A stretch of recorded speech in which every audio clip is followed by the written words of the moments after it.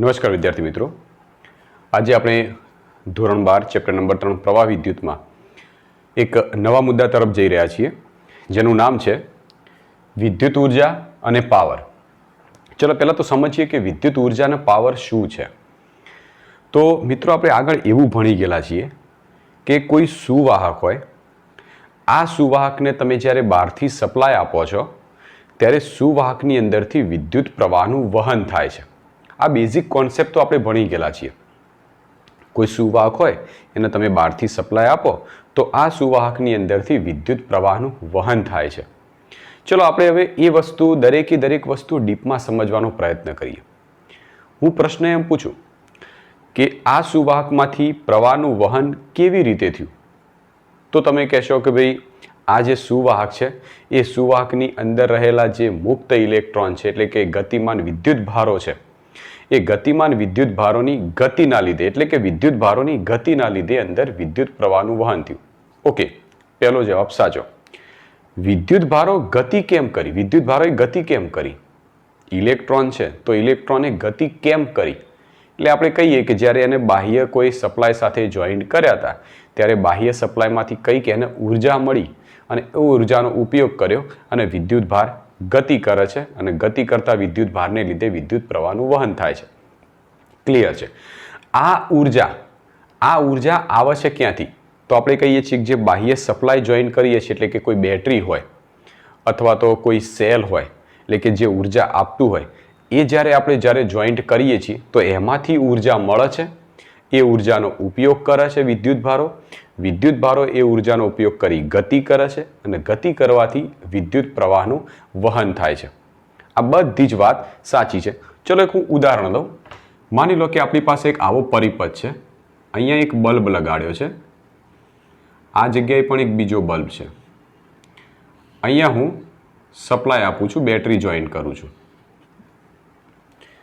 બંને બલ્બ મેં અહીંયા આગળ બે બલ્બ લગાવ્યા. આ એક બલ્બ અને આ છે એક બીજો બલ્બ.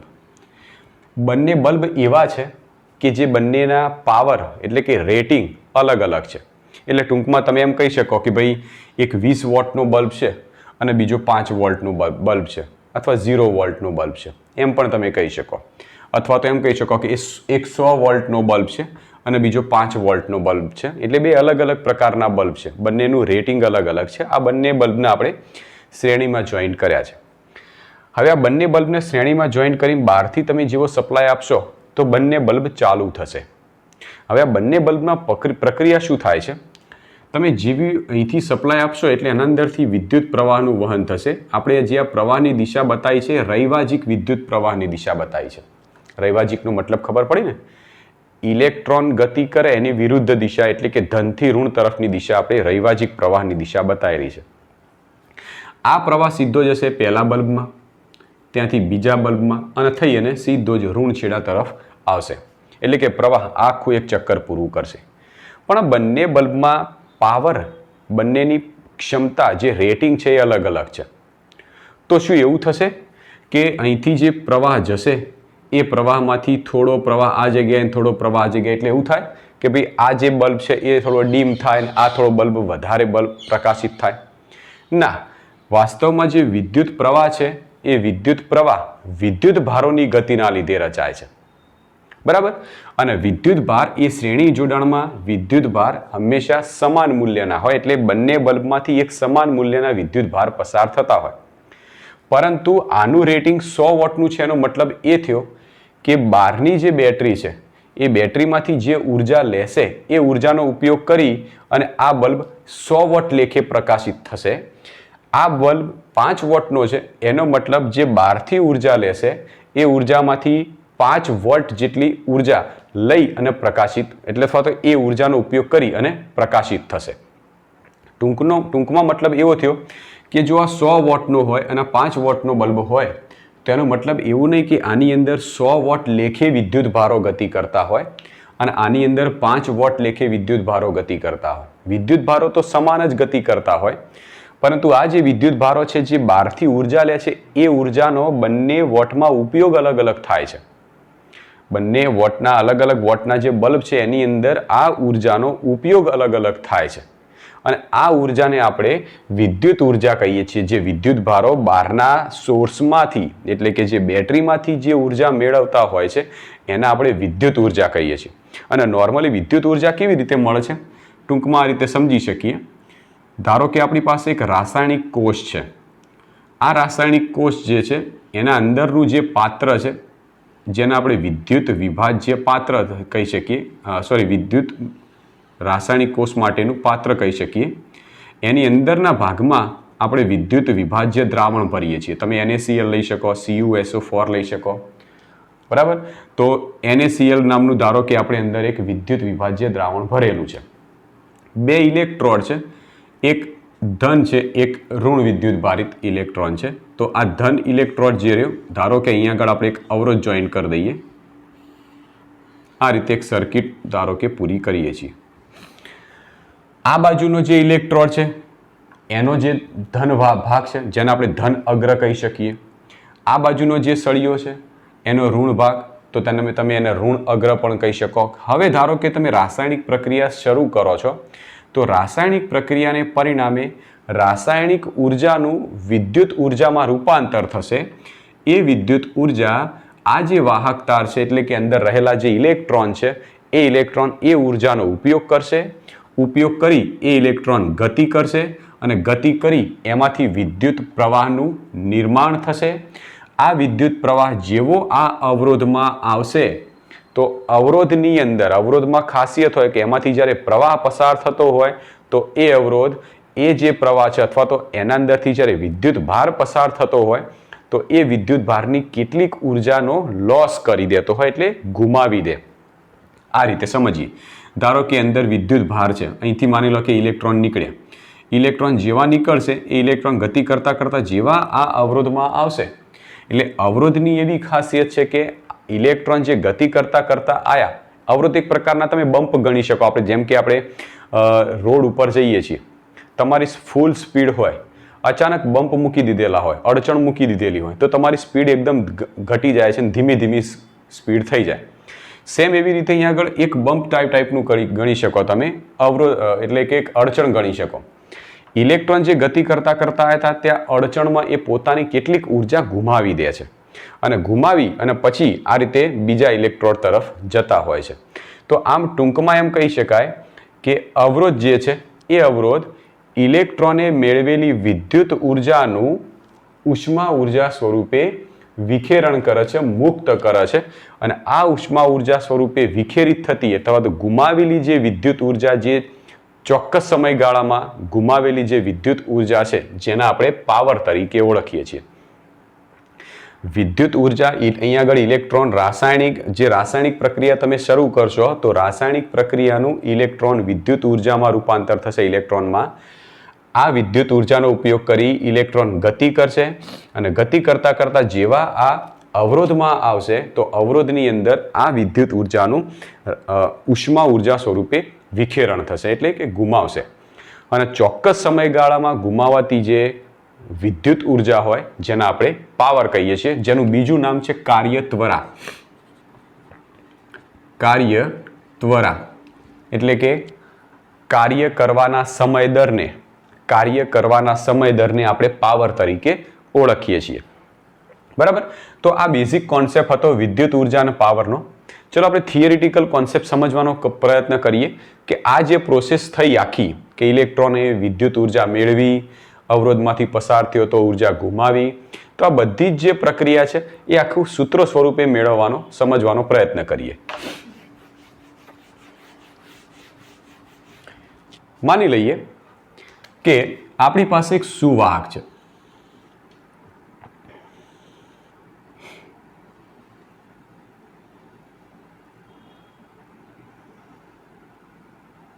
આપણે એક સુવાહક લઈ લઈએ. સુવાહકના બે બિંદુ વિચારી દઈએ, આ જગ્યાએ આ જગ્યાએ. આ જગ્યાનું બિંદુ A છે, આ જગ્યાનું બિંદુ B છે.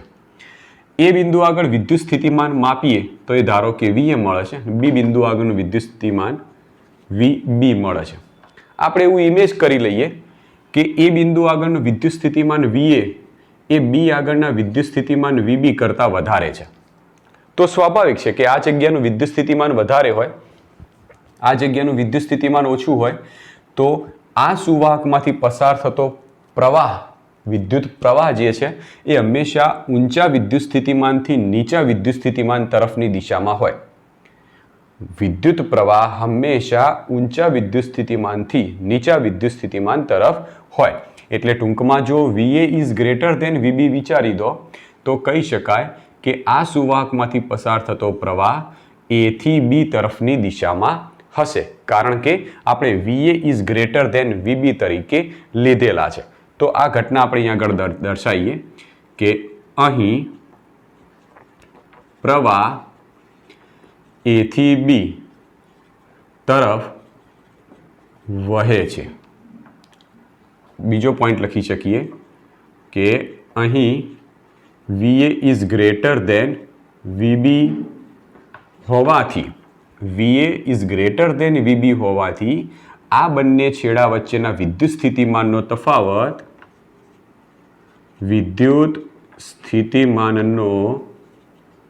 તફાવત જેના આપણે V સંજ્ઞાથી ઓળખીએ તો V બરાબર VA ઓછા VB, અને VA ઓછા VB કરશો તો આનું મૂલ્ય વધારે છે, આનું મૂલ્ય ઓછું છે, તો વધારેમાંથી ઓછું બાદ કરશો તો હંમેશા આ જવાબ તમને ધન જ મળવાનો, એટલે 0 કરતાં વધારે મળશે. તો જો આનું વિદ્યુત સ્થિતિમાન આની સાપેક્ષમાં વધારે હશે તો આ બંનેનો વિદ્યુત સ્થિતિમાનનો તફાવત હંમેશા ધન મળશે. તો V ઇઝ ગ્રેટર ધેન 0 કિંમત તમને મળવાની છે. ચલો હવે આપણે માની લઈએ કે આમાંથી જે I જેટલો પ્રવાહ પસાર થયો, સુવાહકમાંથી I જેટલો પ્રવાહ પસાર થાય છે, તો વાસ્તવમાં પ્રવાહ પસાર કેવી રીતે થાય છે? તો સુવાહકની અંદર જે વિદ્યુત ભાર રહેલો હશે એ વિદ્યુત ભાર જ્યારે ગતિ કરતો હશે ત્યારે જ આમાંથી પ્રવાહ I નું વહન થશે. તો આપણે એવું ધારી દઈએ કે કોઈ ડેલ્ટા T જેટલા સૂક્ષ્મ સમયમાં આ સુવાહકમાંથી I જેટલો પ્રવાહ પસાર થાય છે, તો સુવાહકમાંથી ગતિ કરતો વિદ્યુત ભાર કેટલો છે પહેલા મેળવી દઈએ. ધારો કે ડેલ્ટા T સમયમાં સુવાહકમાંથી પસાર થતો વિદ્યુત ભાર જેને આપણે ડેલ્ટા Q તરીકે ઓળખીએ, અને Q બરાબર IT સૂત્રની મદદથી આમાંથી પસાર થતો પ્રવાહ I અને T તરીકે સમય ડેલ્ટા T. તો આ સુવાહકમાંથી જ્યારે I જેટલો પ્રવાહ પસાર થશે તો એ કોના લીધે થયો? તો એ વિદ્યુત ભારના લીધે. તો ધારો કે ડેલ્ટા T જેટલા સૂક્ષ્મ સમયગાળામાં જો તમને સુવાહકમાંથી I જેટલો પ્રવાહ મળતો હોય તો એટલા સમયગાળામાં વિદ્યુત ભાર કેટલો હશે? તો ડેલ્ટા Q બરાબર I ઇન્ટુ ડેલ્ટા T સ્વરૂપે દર્શાવી શકીએ. ચલો, તો આ વાત હતી આમાંથી પસાર થતો વિદ્યુત ભાર. આપણે હમણાં જ વાત કરી કે A બિંદુ આગળનું વિદ્યુત સ્થિતિમાન VA છે, B બિંદુ આગળનું વિદ્યુત સ્થિતિમાન VB છે. આપણે કામ કરીએ કે A બિંદુ આગળનું જે A બિંદુ પાસે જો વિદ્યુત ભાર હોય તો A બિંદુ પાસે વિદ્યુત સ્થિતિ ઉર્જા કેટલી છે, B બિંદુ પાસે વિદ્યુત સ્થિતિ ઉર્જા કેટલી છે, બંનેની વિદ્યુત સ્થિતિ ઉર્જાનો તફાવત ગણીએ. જેમ આપણે બંને બિંદુના વિદ્યુત સ્થિતિમાન લઈ બંનેનો વિદ્યુત સ્થિતિમાનનો તફાવત કર્યો, એવી રીતે આ બંને બિંદુ પાસેના વિદ્યુત સ્થિતિ ઉર્જા લઈ લઈએ અને એની સ્થિતિ ઉર્જાનો તફાવત કરીએ. તો અહીંયા લખીએ કે બિંદુ A પાસે સ્થિતિ ઉર્જા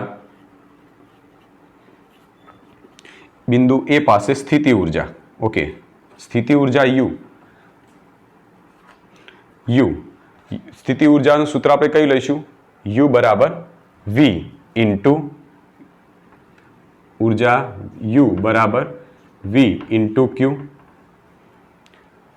ઇન્ટુ V લખીએ છીએ ને, ઉર્જા બરાબર સ્થિતિ ઉર્જા બરાબર Q ઇન્ટુ V. તો એ સૂત્ર અનુસાર કરીએ. ચલો, તો બિંદુ A પાસેની સ્થિતિ ઉર્જા જેને આપણે UA કહીએ તો UA બરાબર VA ઇન્ટુ ડેલ્ટા Q.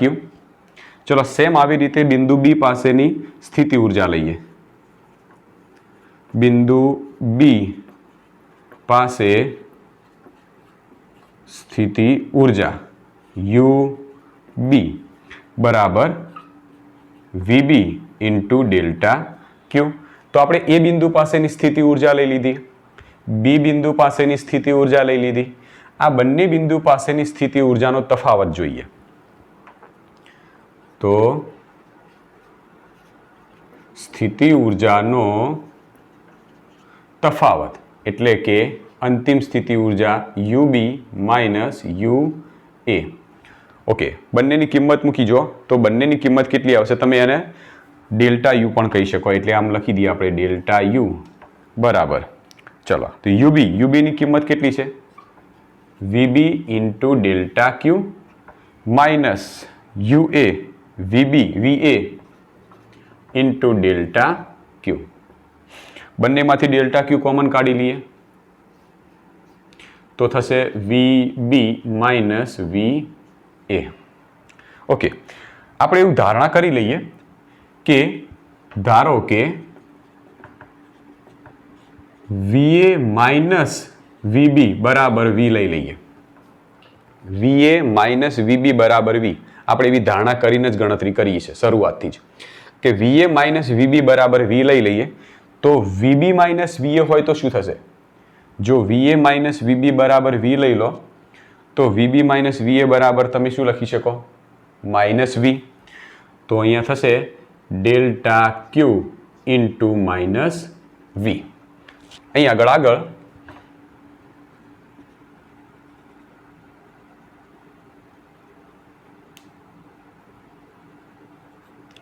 આનું હજી સાદુરૂપ આપીએ કે બરાબર ડેલ્ટા ક્યુ.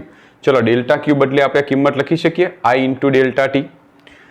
તો I into delta T minus V, minus 12 આગળ લઈ લઈએ તો માઇનસ IV ડેલ્ટા ટી.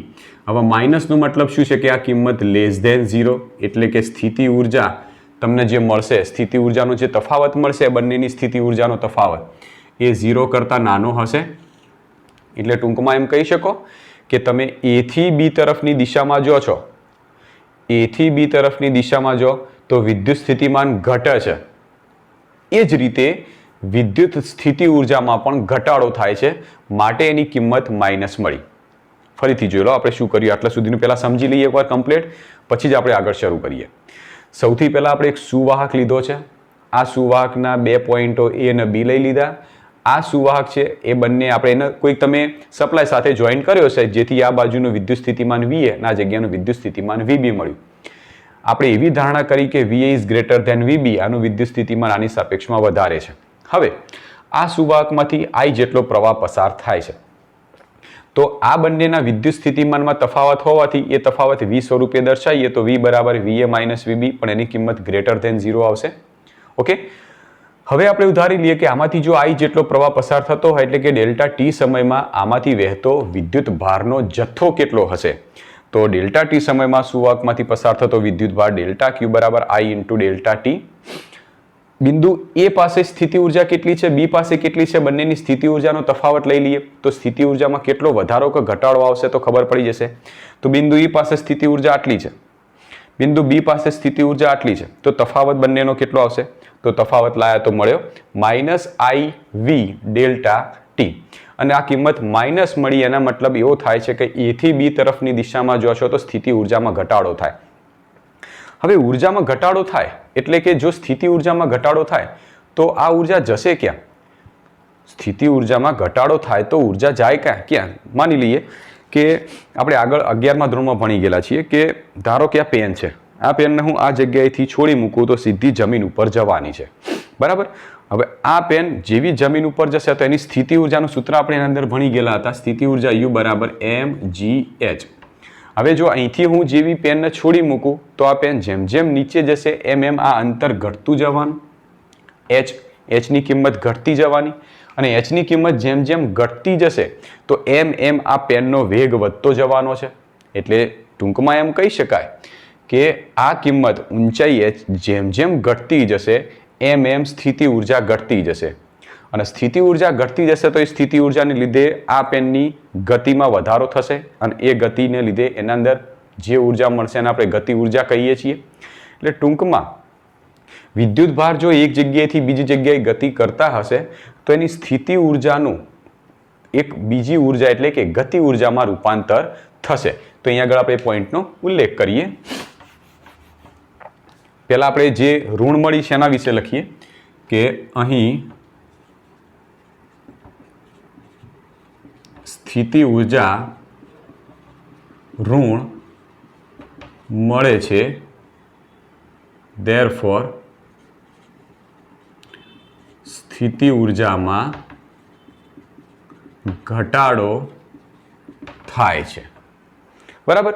અને સ્થિતિ ઉર્જામાં જે ઘટાડો થશે એ ઘટાડો શામાં જશે, એટલે સ્થિતિ ઉર્જા જે ઘટશે એ શામાં જતી રહેશે, ગતિ ઉર્જામાં. આ સ્થિતિ ઉર્જાનું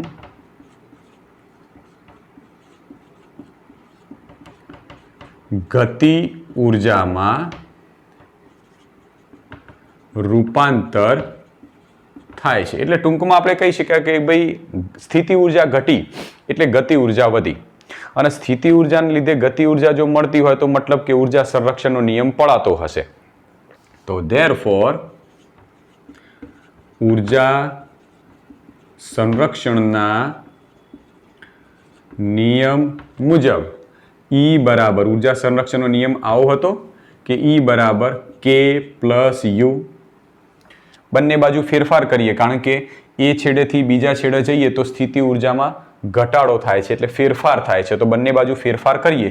હવે યાંત્રિક ઉર્જા તો હંમેશા અચળ હોય તો એનો ફેરફાર શૂન્ય થશે. ગતિ ઉર્જામાં ધીમે ધીમે જેમ જેમ સ્થિતિ ઉર્જામાં ઘટાડો થાય એમ ગતિ ઉર્જામાં વધારો થાય, તો એની ગતિ ઉર્જાનો ફેરફાર ડેલ્ટા કે પ્લસ ડેલ્ટા યુ. તો ડેલ્ટા કે ને કરતા બનાવું તો થશે માઇનસ ડેલ્ટા યુ. હવે ડેલ્ટા યુ બરાબર કિંમત આપણે લાયા, જો આરી ડેલ્ટા યુની કિંમત છે સ્થિતિ ઉર્જાનો ફેરફાર, એ કિંમત મૂકી દઈએ.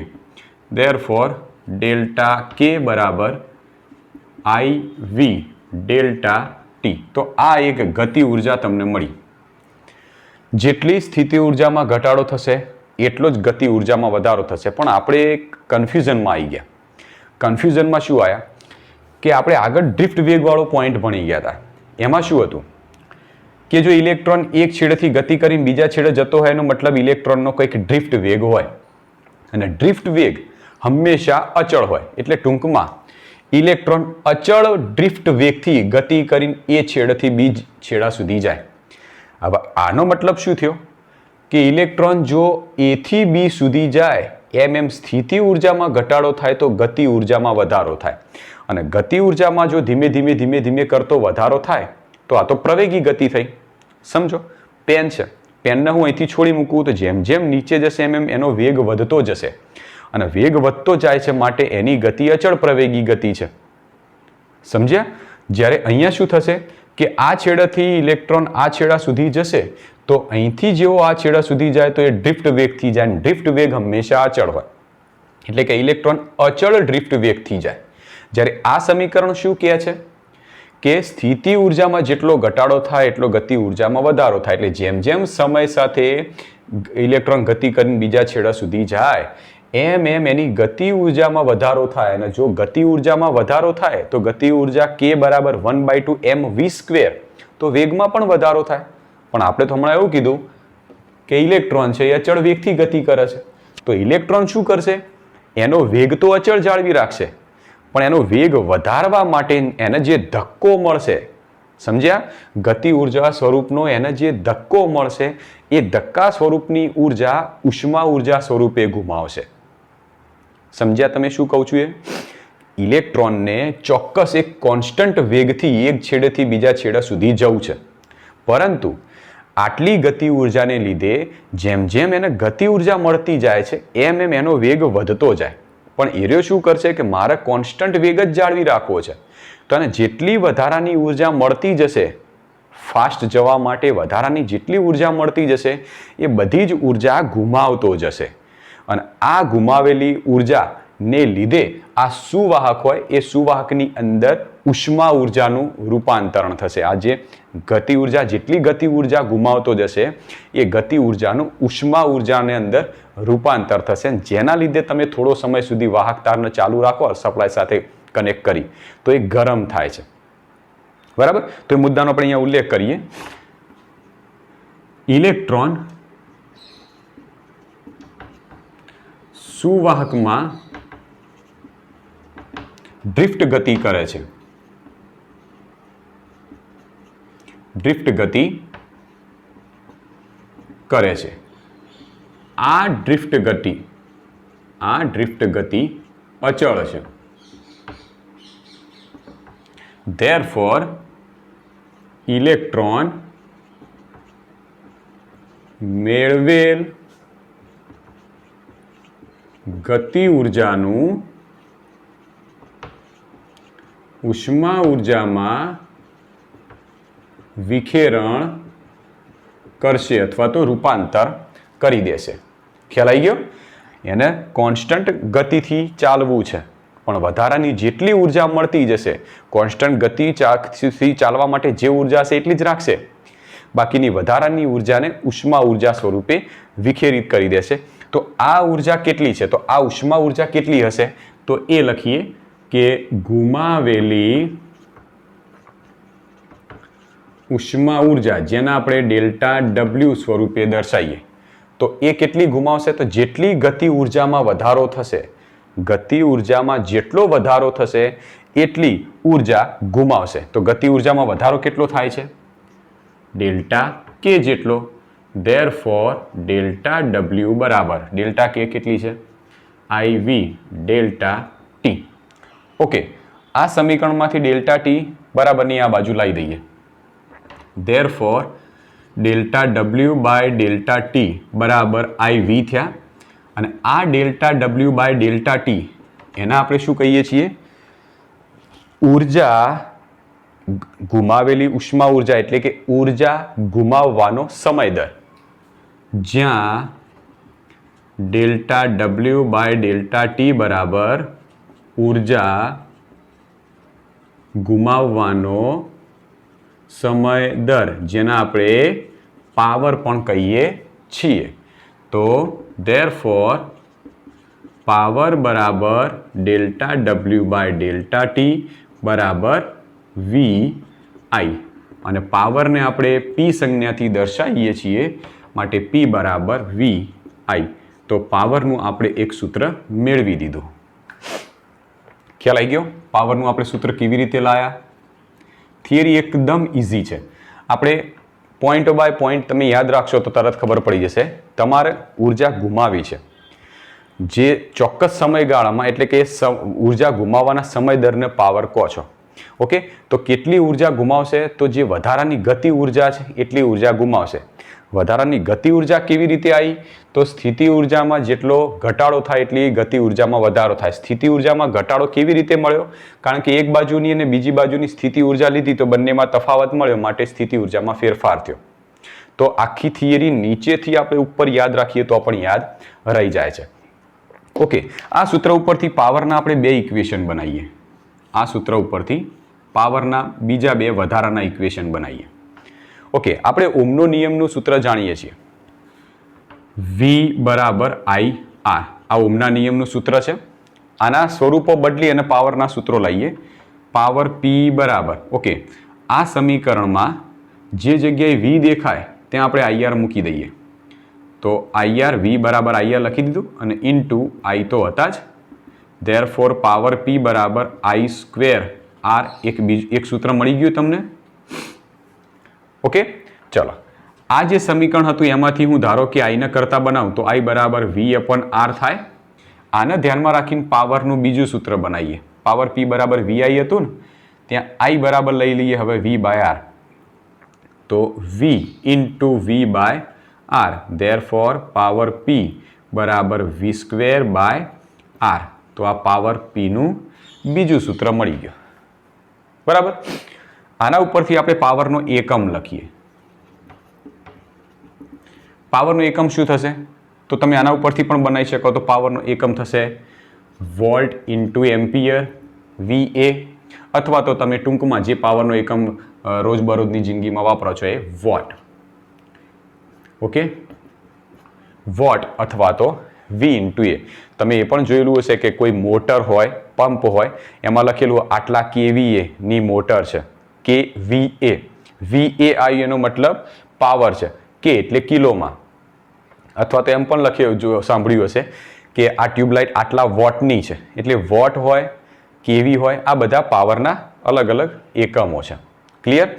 તો આપણે જે આ થિયરી જોઈ એ વિદ્યુત ઉર્જા અને પાવર એ બંને વચ્ચેના એ બંનેનો રિલેશન આખો અહીં આગળ થિયરીમાં જોયો છે.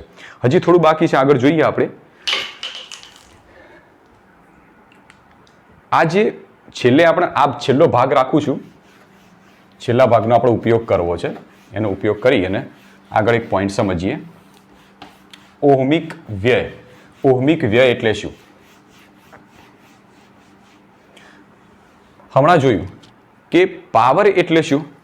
તો પાવર એટલે ઉર્જા ગુમાવવાના સમય દરને, એટલે જે ઉર્જા ગુમાવે છે, જે લોસ કરે છે, ઉર્જાનો જે લોસ કરે છે એનો સમય દર, જેને આપણે પાવર કહીએ છીએ. આ ઉર્જાના લોસને તમે ઓહમિક લોસ પણ કહી શકો અથવા ઓહમિક વ્યય પણ કહી શકો. તો એક પોઈન્ટ છે અંદર, ઓહમિક વ્યય અથવા તો ઓહમિક લોસ. પહેલા આપણે ઓહમિક વ્યયની વ્યાખ્યા જોઈ લઈએ. તો વ્યાખ્યા પ્રમાણે છે કે વાહકમાં વિદ્યુત ભારોએ પ્રાપ્ત કરેલી વિદ્યુત ઉર્જા ઉષ્મા ઉર્જા સ્વરૂપે ઉષ્મા ઉર્જા સ્વરૂપે ગુમાવાઈ જાય તેને ઓહમિક વ્યય કહે છે. ઓહમિક વ્યયનો મતલબ શું કે ભાઈ વિદ્યુત ભાર છે, વિદ્યુત ભાર સુવાહકમાં વિદ્યુત ઉર્જા મેળવી, આ વિદ્યુત ઉર્જાનો ઉષ્મા ઉર્જા સ્વરૂપે છેલ્લે જો ઉષ્મા ઉર્જા સ્વરૂપે લોસ ગયો, તો વિદ્યુત ઉર્જાનો આ ઉષ્મા ઉર્જા સ્વરૂપે જે લોસ જાય છે જેને આપણે ઓહમિક વ્યય કહીએ.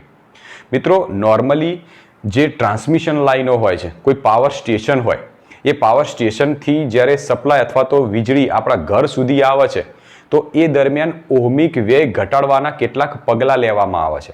કેવી રીતે? તો આપણે એના માટે એમ સમજીએ કે ધારો કે આ જગ્યાએ પાવર સ્ટેશન છે, પાવર સ્ટેશન, અને પાવર સ્ટેશનથી બહુ જ દૂરના અંતરે આપણું અહીંયા આગળ ઘર આવેલું છે. અહીંયા છે આપણું ઘર, હાઉસ. ઓકે, હવે આપણે કામ એ કરવું છે કે જો આવું થાય, એટલે કે અંદર ઓહમિક વ્યય થતો હોય, કોઈ વાહક તારમાંથી જ્યારે વિદ્યુત પ્રવાહ પસાર થાય એના લીધે ઓહમિક વ્યય થાય, ઉર્જા જો વધારાની ગુમાવી નાખે તો આપણને તો લોસ જાય.